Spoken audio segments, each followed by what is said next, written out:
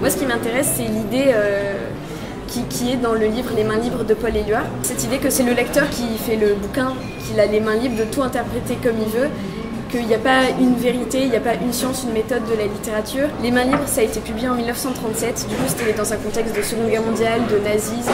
Ce qui m'avait surtout marqué dans le bouquin, c'était cette idée de la révolution, à travers la métamorphose de la femme, la révolution sexuelle, politique, culturelle, etc. On est un peu tous d'accord, il faut réformer la société, la révolution, ça nous fait rêver.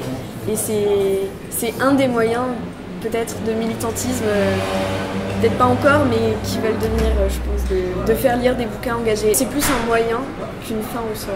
Je m'identifie pas comme quelqu'un de particulièrement militant, mais vu que j'aime bien m'incruster dans des débats où j'avais pas spécialement ma place à la base et gueuler et renverser les tables, je me suis dit que ça allait être sympa. Et il se trouve que ça n'a pas parlé de littérature et je m'en doutais, ça n'a pas raté à chaque fois. Tu l'as pas dit, mais à chaque fois ça part en vrille parce que tout le monde n'est pas d'accord, heureusement, parce que si on était tous d'accord à dire qu'on est d'accord pendant 2 heures, ça n'aurait pas d'intérêt. Je voulais m'intégrer là-dedans pour ça, pour me mettre en colère, parce que je savais qu'il y aurait des gens pas d'accord avec moi qui arriveraient à des moments. Je suis pas pour faire de la pédagogie, mais juste pour pas me taire en fait. C'est le concept. Moi, le Front National, c'était la télé, c'était Marine Le Pen, tu vois ce que je veux dire? C'est des entités que j'ignorais, que je voyais que à la télé. Et d'être confronté à quelqu'un de ton âge, qui a eu le même parcours que toi, qui a eu la même éducation, enfin du coup non, mais qui en soi voilà, fait des études comme toi, a le même âge que toi, et qui a des idées absolument opposées aux tiennes et presque parfois absurdes et ahurissantes. Tu as toujours l'espèce de mythe de la jeunesse, oui, et puis le mythe de la jeunesse de gauche, machin, un peu utopiste, anarchiste, bidule. T'as pas grandi à Nice en fait. J'ai jamais été très... je sais pas, même manif ou débat ou des trucs comme ça, j'ai eu surtout un passé de minorité oppressée en fait, à plusieurs niveaux. Et enfin, je pense que de toute façon, quand on est une femme, là je parle pas de minorité, je parle juste de groupe oppressé, on est obligé d'être militant dans l'âme un minimum, parce qu'on est confronté tous les jours au sexisme, et le fait est qu'on est homo, on est emmerdé, on est trans, on est emmerdé. Je suis partie avec un bagage lourd, quoi. Et dans cette région, je me suis rendu compte très vite que je voulais m'énerver contre plein de gens tout le temps. On peut pas appartenir à une minorité et pas être un peu militant. Pour moi, à partir du moment où on gueule, on est un peu militant, en fait.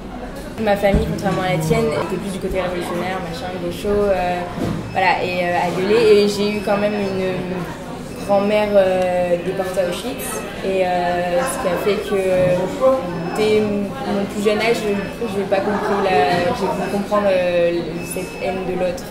Ça a commencé quand j'avais 13 ans. Moi j'étais dans une famille, mon père et ma mère, vraiment la famille, le cercle proche, qui était très à droite. C'est des avocats, chefs d'entreprise, machin. Et pour moi, pour mon père, il me disait que n'importe qui pensait pas comme nous, c'était un coco, donc c'était un con. Et tout le temps des insultes contre les fonctionnaires, nanana. Et j'ai vraiment eu un lavage de cerveau. Et du coup, quand j'ai un peu commencé à réfléchir par moi-même, vers 12-13 ans, je me suis dit centriste, et pour moi c'était déjà énorme. Un jour j'ai lu Notes sur la suppression générale des partis politiques de Simone Veil, et je crois que ça a été un des premiers déclics où je me suis dit les partis politiques en fait ça t'empêche de réfléchir plein de trucs. Bon bref, et là il y a eu les résultats des élections du premier tour. Et là pareil, encore une fois c'était pas possible, Macron, Marine Le Pen au premier tour c'est pas possible, et là je suis allée avec Solidaire. Tous les jours, en sortant du lycée, il y avait des manifs, il y avait des réunions, il y avait des trucs. Et là, j'ai découvert le militantisme, le vrai.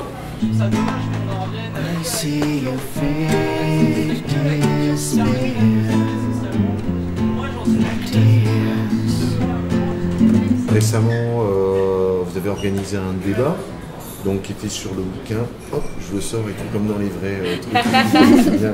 On me disait que c'est vous qui l'avez écrit.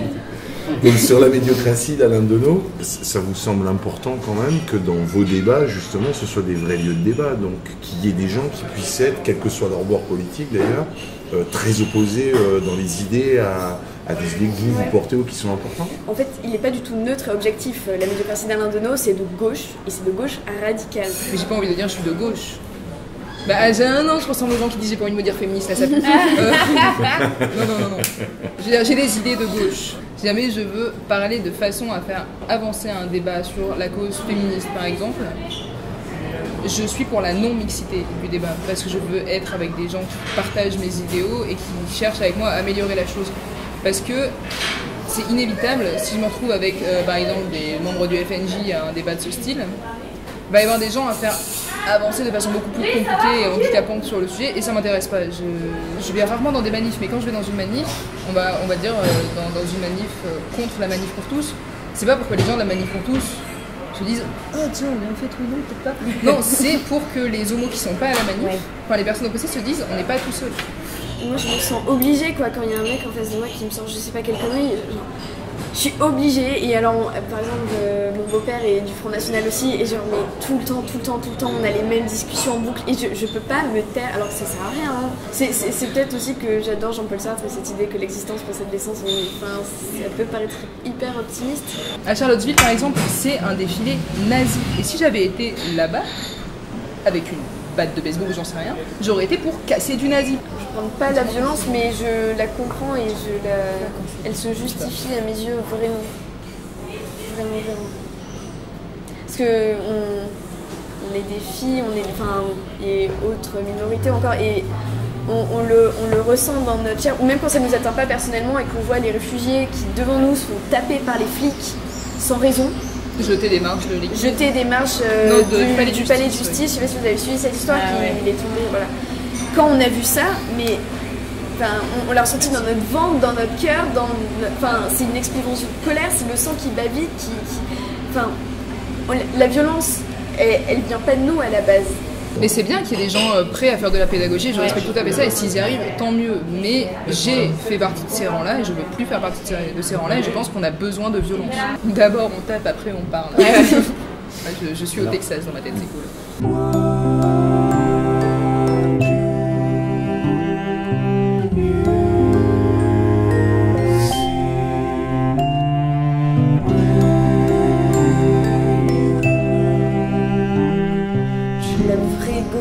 Quand je veux dire la vraie gauche, c'est pas la gauche politicienne, politicarde qui fait l'économie du moment de conviction, pour reprendre la formule très jolie d'Alain Deneau. Mais la vraie gauche, c'est une gauche qui sait pas où elle va. La vraie gauche, elle n'est pas sûre. La vraie gauche, elle a le sentiment, elle a l'humain, elle a l'altruisme, elle veut partager, elle a un sens de la justice.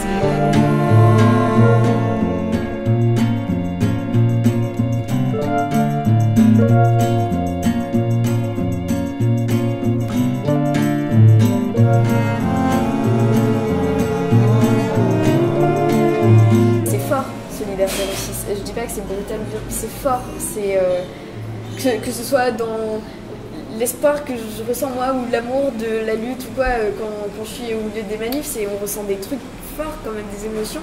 Moi je suis solidaire 06, moi j'étais sur la place Masséna, j'ai gueulé sur la place Masséna. Je dis pas qu'il faut faire que ça, moi je suis d'accord avec eux. D'ailleurs la Pride elle a été organisée par les commerçants, elle a été faite pour faire du fric, elle a pas été faite pour organiser la cause. On fait comme les vrais Pride, on va la nuit, on casse du poulet.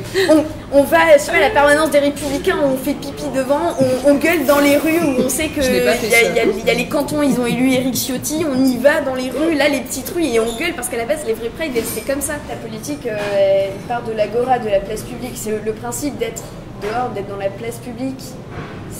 Alors il n'y a pas que ça bien sûr, il y a le privé, mais c'est comme ça que c'est né.